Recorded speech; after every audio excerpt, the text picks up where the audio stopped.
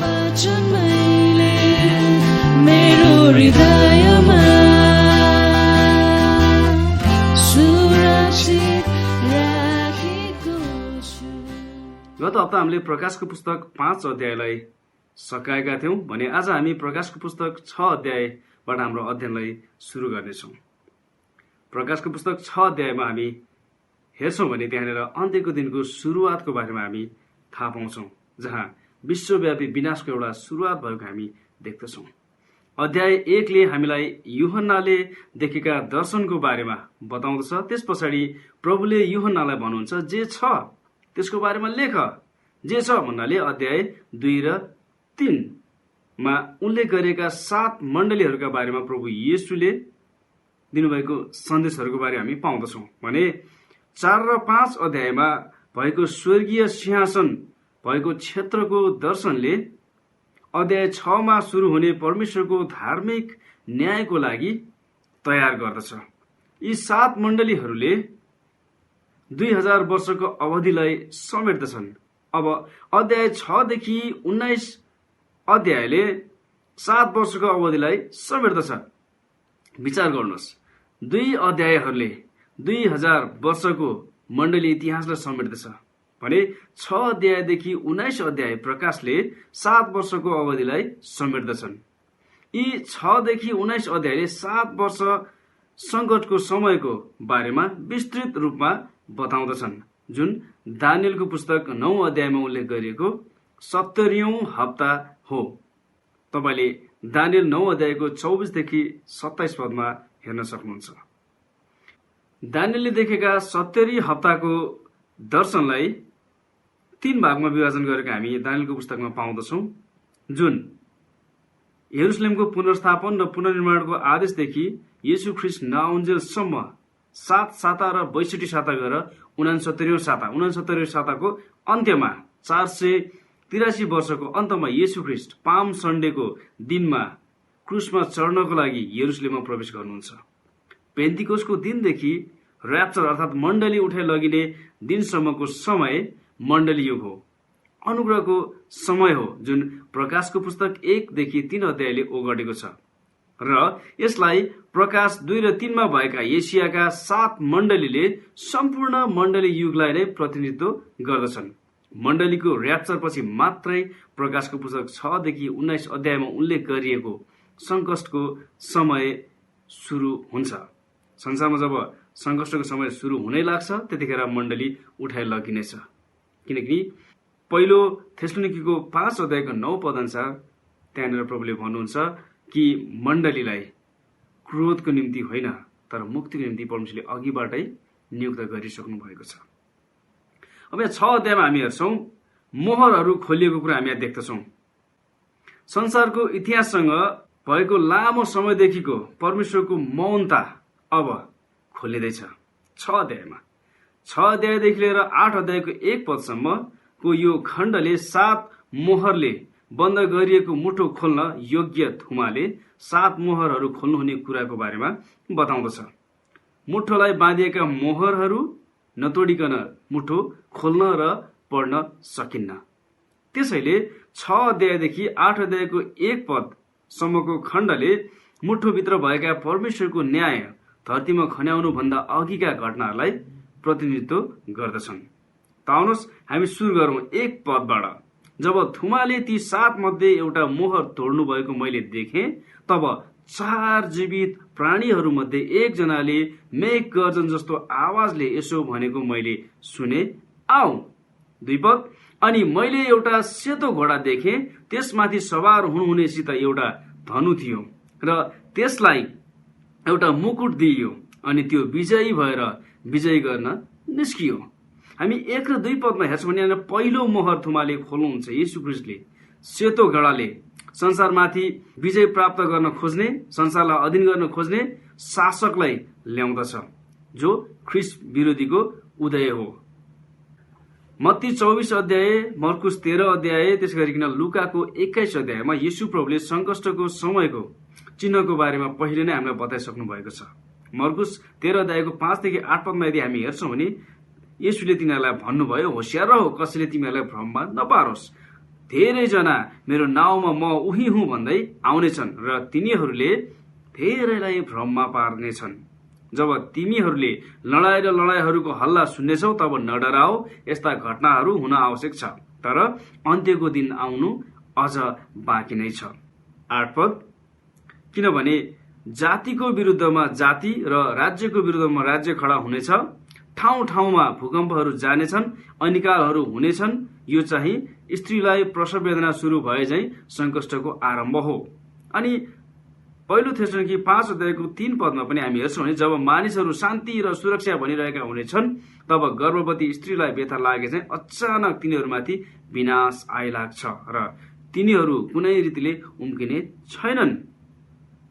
त्यसले गर्दाखेरि यी खण्डबाट हामी के बुझ्न सक्छौँ भने जब संसारमा विनाशको सुरु हुन्छ अर्थात संकष्टको सुरु हुन्छ त्योभन्दा अगावै परमेश्वरले आफ्नो मण्डलीलाई आफ्नो स्वर्गीय घरमा उठाइ लानुहुनेछ र तपाईँ र म त्यतिखेर स्वर्गीय घरमा आफ्नो दुल्हासँग येशू ख्रीष्टसँग हामी सुरक्षित रहनेछौँ र संसारमा भने विश्वव्यापी विनाश, विश्वव्यापी संकष्टको सुरुवात भइरहेको हुनेछ। संसारमा यी कुराहरूका संकेतहरू हाम्रा वरिपरि देखा पर्न थालेका छन्। हामी अन्त्यको दिनतिर छौं। जब पृथ्वीमा संकष्टको समय सुरु हुन थाल्छ तब मण्डलीको र्याप्चर हुनेछ, मण्डली उठाइ लगिनेछ। त्यसपछि संसारमा यस्तो प्रकारको यस्तो एउटा माहौल खडा हुनेछ जसले गर्दा मानिसहरूलाई सबै कुराको, सबै समस्याहरूको उत्तर दिने एक हिरो अर्थात मसीहको आशा गर्न बाध्य तुल्याउनेछ। त्यसै बेला ख्रीष्ट विरोधी संसारमा मानिसका सबै प्रश्नका उत्तर दिने व्यक्तिका रूपमा खडा हुनेछ। थुमाले सिंहासनमा विराजमान हुनुहुने पिताको दाहिने हातबाट 7 मुहर लगाएर बन्द गरिएको मुठो लिनुहुन्छ। थुमा उद्धारकर्ता येशूको लागि गाइएको प्रशंसाको गीत अन्त्य हुन्छ र अध्याय 6को 1 मा थुमाबाट नै फेरि अध्याय सुरु हुन्छ। येशू ख्रीष्ट मात्रै चर्मपत्रको मुठो खोल्न योग्य हुनुहुन्छ। उहाँ अब एक पछि अर्को गरी चर्मपत्रको मुठोमा भएको मोहरहरू खोल्न सुरु गर्नुहुन्छ। यसले मानव इतिहासको अन्त्य गर्ने कुरामा येशूको प्रमुख भूमिका रहेको कुराको संकेत गर्दछ। जसै यूहन्नाले थोमालाई हेर्दछन् तब उनले 4 जीवित प्राणीहरूमध्ये एकजनाले मेघ गर्जन जस्तो आवाजले पहिलो घोडा सवारलाई आऊ अर्थात जाऊ भनेको यूहन्नाले सुने। मेघ गर्जन जस्तो आवाजले के कुराको संकेत गर्दछ भने परमेश्वरको सिंहासनबाट 4 जीवित प्राणी अर्थात खरुबहरूमध्ये एकबाट पृथ्वीमा मानिस जाति कसैले पनि नचिताएको कहाली लाग्दो भयानक आँधीबेरी पृथ्वीमा आउँदैछ भन्ने कुराको यसले संकेत गर्दछ। स्वर्गदूतले यो आज्ञा 4 पटक दिएका छन् 6 अध्यायमा, 1 पदमा, 3 पदमा, 5 पदमा र 7 पदमा र हरेक पटक एक घोडसवार व्यक्ति बाहिर निस्किआएको हामी त्यहाँ पाउँदछौँ। जब मण्डली स्वर्गमा उठाइ लगिन्छ त्यसपछि मात्र ख्रीष्ट विरोधी देखा पर्नेछ। ख्रीष्ट विरोधी अर्थात जसलाई इंग्लिशमा एन्टी क्राइस्ट भनिन्छ, जसको अर्थ हो ख्रीष्टको सट्टामा अथवा येशू ख्रीष्टको सट्टामा ख्रीष्ट विरोधीले येशू ख्रीष्टको सट्टामा आफैलाई खडा गर्ने प्रयास गर्ने। जसरी येशू ख्रीष्ट संसारमा शान्ति दिनलाई आउनुभयो ऊ पनि त्यसै गरिकन त्यसैको नक्कल गर्दै शान्ति दिने, शान्तिका राजा जस्तै भएर सोझो भएर ऊ देखा पर्छ। तर उसको योजना भने संसारलाई भ्रममा पार्नु र छलमा पारेर संसारलाई अधीन गर्नु हुनेछ। संसार समस्याग्रस्त र अस्तव्यस्त भएको बेलामा संसारलाई शान्ति दिने मसीहको भेष धारण गरेर देखा पर्नेछ। अहिलेसम्म पवित्र आत्माले ख्रीष्ट विरोधीलाई संसारमा प्रकट हुनबाट रोकिराख्नु भएको छ। यदि तपाईँले दोस्रो थेसलोनिकीको पुस्तक 2 अध्यायको 6 देखि 12 मा तपाईँले हेर्नुहुन्छ भने त्यहाँनिर अहिलेसम्म ख्रीष्ट विरोधीलाई संसारमा प्रकट हुनबाट रोक्नुहुने पवित्र आत्मा हुनुहुन्छ। किनकि उहाँको छाप लागेका विश्वासीहरू मण्डली संसारमा छन्। जुन दिन उहाँले आफ्नो मण्डलीलाई उठाइ लानुहुन्छ स्वर्गमा, त्यस पछाडि मात्र ख्रीष्ट विरोधी संसारमा देखा पर्नेछ। सेतो घोडा भन्नाले विजय अर्थात सेतोले चाहिँ धार्मिकता र पवित्रताको संकेत गर्दछ। सेतो घोडाले शुद्धताको स्वरूपलाई देखाउँदछ। तर यसको मतलब यो होइन कि घोडामा सवार हुने व्यक्ति धर्मी नै छ। ख्रीष्ट विरोधी संसारलाई सबै प्रश्नको उत्तर प्रदान गर्ने, सबै दुःखबाट छुटकारा दिने, शान्ति प्रदान गर्ने एक धार्मिक राजा चाहिँ देखा पर्नेछ। जब मानिसहरू लडाई गर्दछन् तब तिनीहरूले जहिले पनि आफूलाई धार्मिकताको लागि लडाई गरे चाहिँ मानिसहरूमा भान पार्दछन्, तर तिनीहरूको लक्ष्य भने अर्कै हुन्छ। मानिसहरूमाथि राज्य गर्नु र उनीहरूलाई अधीन गर्नु हो, र उनीहरूलाई आफ्नो अधीनमा राख्नु हो र आफ्नो स्वार्थ पूरा गर्नु हो। ख्रिस्ट विरोधीले पनि त्यसै गरी संसारमा आफू देखा पर्ने, शान्तिको वेश धारण गरेर संसारलाई आफ्नो अधीनमा पार्ने उसको लक्ष्य हुनेछ। त्यसमाथि सवार हुनेसित एउटा धनु थियो। घोडामाथि सवार हुनेसित एउटा धनु छ। धनु लडाईको प्रतीक हो, तर उसँग काँड भने छैन। तपाईँले यहाँ याद गर्नुहोस्, सायद यहाँ मिसाइल युद्धको संकेत भएको हामी हुन सक्छ, किनकि धनु टाढाको युद्धको हतियार हो। सवार व्यक्ति आफैले युद्ध सुरु गर्दैन। दोस्रो मोहर नतोडुन्जेलसम्म युद्ध सुरु हुने छैन, जसले पृथ्वीबाट शान्ति हरण गर्दछ। यसको मतलब उसले संसारमाथि झुटो शान्तिद्वारा विजय प्राप्त गर्नेछ। त्यसलाई एउटा मुकुट दियो भनेर यहाँनिर भनिएको हामी पाउँदछौँ। मुकुट अर्थात् ग्रिक भाषा अनुसार स्टेफनस भनिन्छ। यस प्रकारको मुकुट खेलमा विजय हुने व्यक्ति अथवा विजेताले पनि लगाउने गर्दथे र उनीहरूलाई दिइने मुकुट हो यो। यस सेतो घोडामाथि सवार हुनेलाई मुकुट परमेश्वरले दिनुभएको हो, किनभने सर्वोच्च परमेश्वर मात्र एक यस्तो व्यक्ति हुनुहुन्छ जसले मानव शासकहरूलाई शासन गर्नुको निम्ति, आफ्नो योजना पूरा गर्नुको निम्ति उहाँले अधिकार दिन सक्नुहुन्छ। तपाईँले रोमीको पुस्तक 13 अध्यायको 1 पदमा हेर्न सक्नुहुन्छ। यो व्यक्ति येशू ख्रिस्ट होइन, पक्कै पनि। यसको शिरमा भएको मुकुट स्टेफनस शाही मुकुटहरू होइन, खेलमा जित्ने वा विजय हुने व्यक्तिले लगाउने मुकुट हो। तर ख्रिस्टले 19 अध्यायको 11 पदमा, त्यहाँदेखि हामी तल हेर्छौँ, जब येशू ख्रिस्ट दोस्रो आगमनमा आउनुहुन्छ उहाँले लगाउने मुकुट धेरै छन् र ती मुकुटहरू शाही मुकुटहरू हुन्। र ती सबै शाही मुकुटहरू जसले चाहिँ ख्रिस्ट येशूलाई राजाहरूका राजा र प्रभुहरूका प्रभुका रूपमा त्यसले संकेत गर्दछ, चिनाउँदछ। यस व्यक्तिले धनु लिएर शासन गर्दछ, तरवार लिएर होइन। तर र उसले पृथ्वीमाथि अधिकार गर्नेछ, किनकि ऊ विजय गर्न निस्कियो भनेर यहाँनिर लेखेको हामी पाउँदछौँ। तलका पदहरूमा उल्लेख गरिए चाहिँ उसको शासनको परिणामहरूले देखाउँदछ कि यो येशूको शासन होइन, किनभने यस व्यक्तिको शासनकालमा लडाई, अनिकाल र महामारी एकपछि अर्को हुँदै आउँदछन्। येशूको राज्यमा साँचो शान्ति हुनेछ। जब उहाँले राज्य गर्नुहुन्छ तब लडाई, अनिकाल र महामारी हुने छैन, बरु समृद्ध हुनेछ, शान्ति हुनेछ। मानिसका सन्तानले जनावरहरूसँग सजिलैसँग समय बिताउँछ, सजिलैसँग व्यवहार गर्न सक्नेछन्। त्यहाँनिर युद्ध लडाई भन्ने कुरै हुने छैन जब ख्रिस्ट येशूले पृथ्वीमा 1000 वर्षको आफ्नो राज्य स्थापना गर्नुहुन्छ। अनि त्यो विजय भएर विजय गर्न निस्क्यो भने लेखेको हामी पाउँदछौँ। अहिलेसम्मका पहिलेका जति पनि संसारका क्रूर शासकहरू आए संसारमा, ती सबैभन्दा पनि यो शासक मानिसहरूमाथि अझै निरङ्कुश र क्रूर हुनेछ। यो शासक संसारको निम्ति शैतानबाट सञ्चालित अन्तिम शासक हुनेछ। यो शासकले अर्थात् ख्रिस्ट विरोधीले एक झुटो मसीहको रूपमा शासन गर्नेछ र परमेश्वरको विरुद्धमा मानिसहरूलाई एकट्ठा गर्ने प्रयास गर्नेछ। जसरी उत्पत्ति 11 अध्यायमा निम्रोदले मानिसहरूलाई परमेश्वरको विरुद्धमा एकट्ठा गरेर बाबेलको धरहरा बनाउनलाई उक्साएको थियो। हामी 3 र 4 पद पढौं।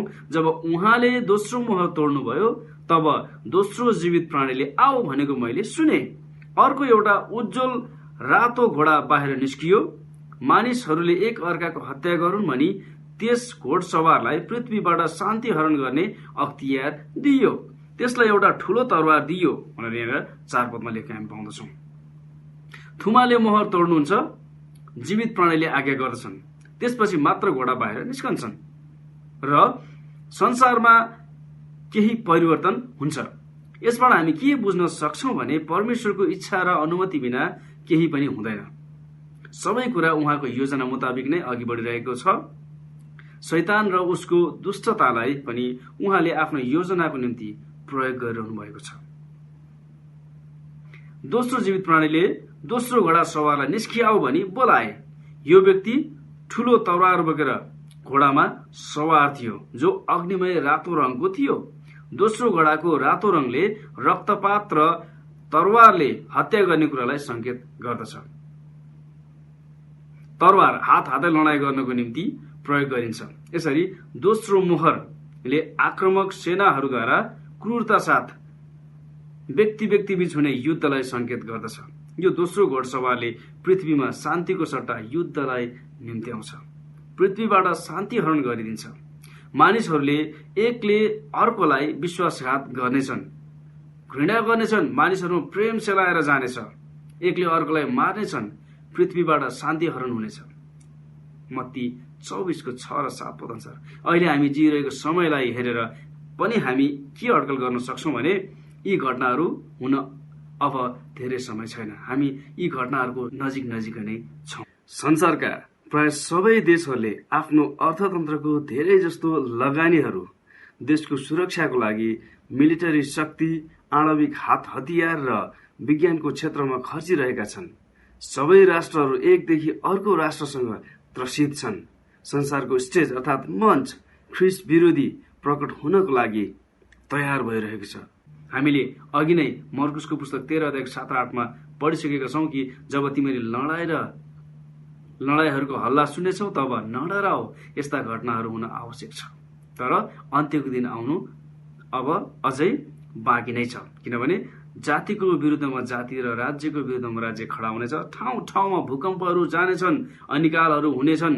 यो चाहिँ स्त्रीलाई प्रसव वेदना सुरु भए चाहिँ संकष्टको आरम्भ हो भनेर त्यहाँनिर लेखेको हामीले अघि हेरेका थियौं। यो दोस्रो घोडसवारले बोकेको यो ठूलो तरबारले हिंसात्मक मृत्युलाई संकेत गर्दछ। मानिसलाई मार्नका लागि दिएको अधिकारलाई यसले प्रतिनिधित्व गर्दछ। संसारमा ख्रिस्ट विरोधी प्रकट भएपछि युद्धको थालनी पनि हुनेछ। हामी 5 र 6 पदमा हेरौं।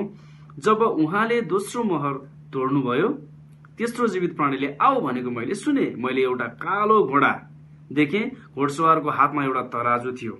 ती 4 जीवित प्राणीहरूका एउटा आवाजले यसो भनिरहे जस्तो मैले सुने, एक दिनको ज्यालामा 1 किलो गहुँ र 1 किलो जौ, तर तेल र दागमध्येलाई हानि नगर्नु।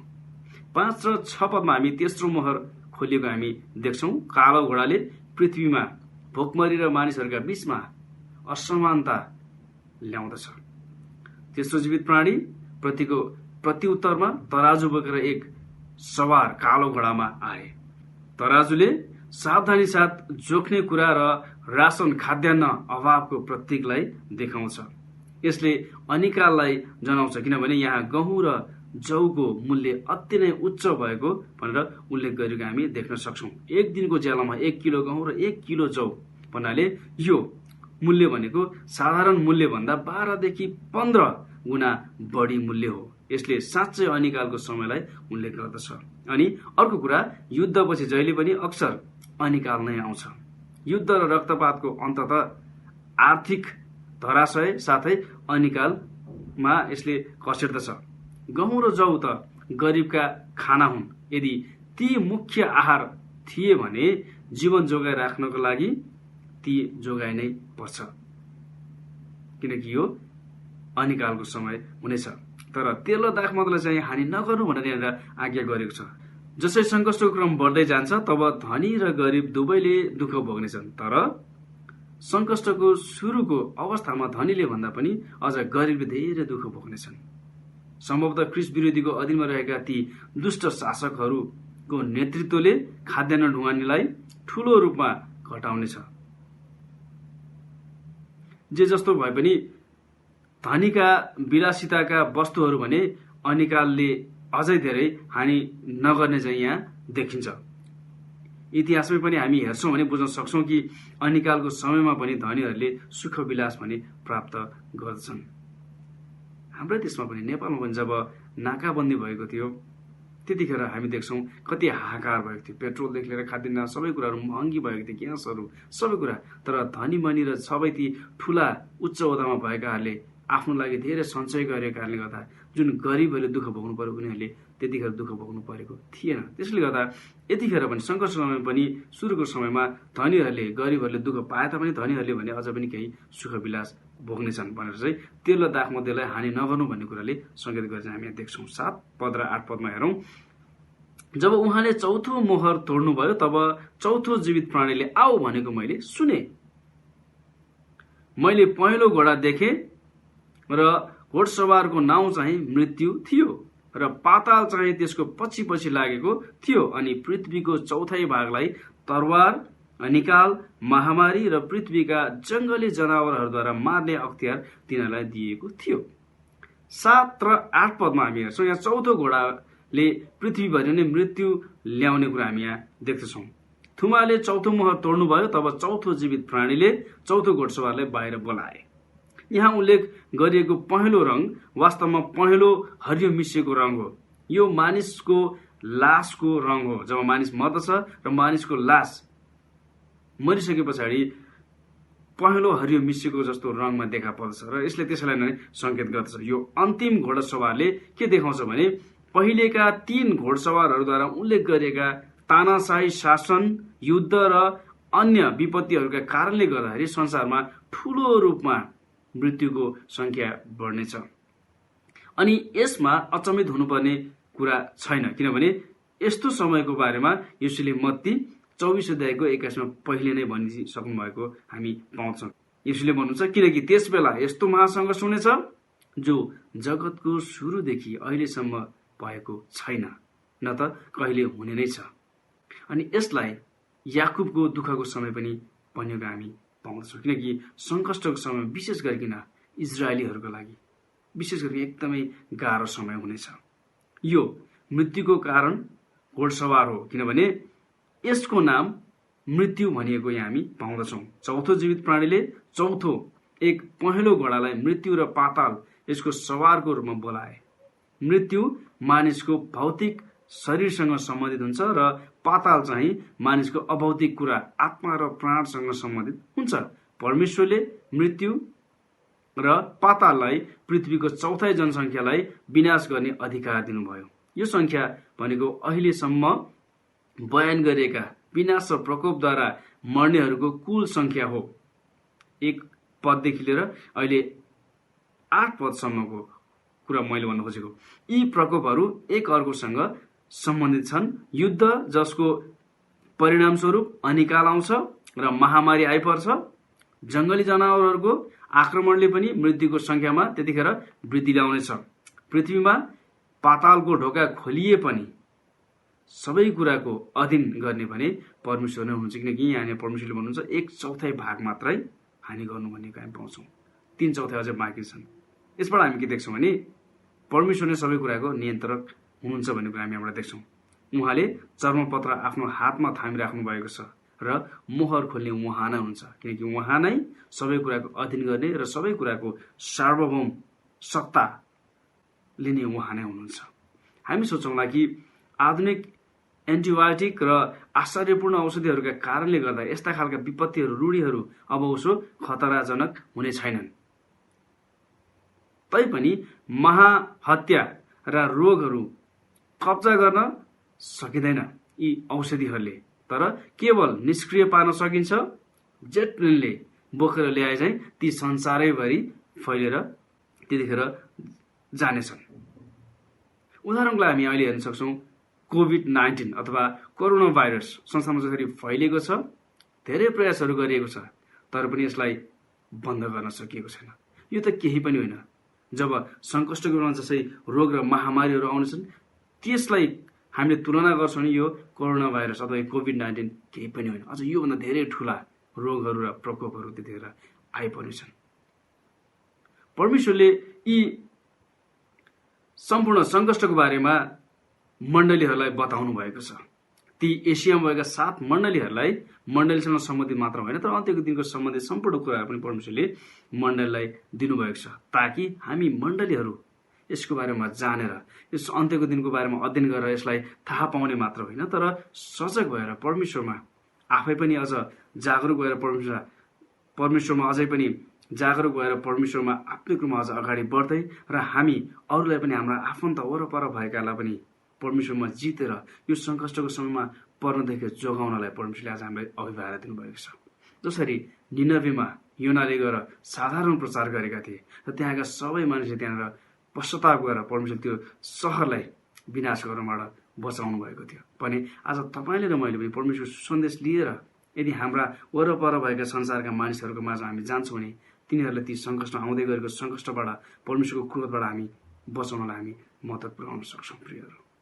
त्यसले गर्दा यदि तपाईँले पनि अझैसम्म प्रभुलाई आफ्नो हृदयमा निम्ताउनु भएको छैन, प्रभु र मुक्तिदाता भनिकन निम्ताउनु भएको छैन भने तपाईँलाई म यतिखेर चुनौती दिन चाहन्छु। प्रिय मित्र, आफ्नो हृदयमा प्रभु येशू ख्रीष्टलाई स्वीकार्नुहोस्, उहाँलाई आफ्नो हृदयको राजा बनाउनुहोस् र संसारमा जुन आउँदैछ झुटो राजा, जुन संसारमा आउने उहाँलाई ख्रीष्ट विरोधी छ, सम्पूर्ण उसको कारणले गर्दा संसारमा जति पनि अझ झन् महामारी र जति पनि प्रकोपहरू आउँदैछन् ती कुराबाट तपाईँ पनि जोग्न चाहनुहुन्छ भने प्रभुलाई यतिखेर तपाईँले आफ्नो हृदयमा निम्ताउन सक्नुहुन्छ र अनन्तसम्म तपाईँ प्रभुसँग राज्य गर्न पाउनुहुनेछ र आफ्नो आत्मा र प्राणलाई तपाईँले प्रभु येशूमा जोगाउन सक्नुहुन्छ भन्दै आजको यस वचनलाई म यहीँ राख्न चाहन्छु। आउने हप्ता हामी फेरि पनि प्रकाशको पुस्तक 6 अध्यायको 9 पदबाट हामी हाम्रो अध्ययनलाई अगाडि बढाउने नै छौँ। त्यति दिनसम्मको लागि बिदा हुन चाहन्छु। धन्यवाद। जय मसीह। तपाईँको वचन मैले मेरो हृदय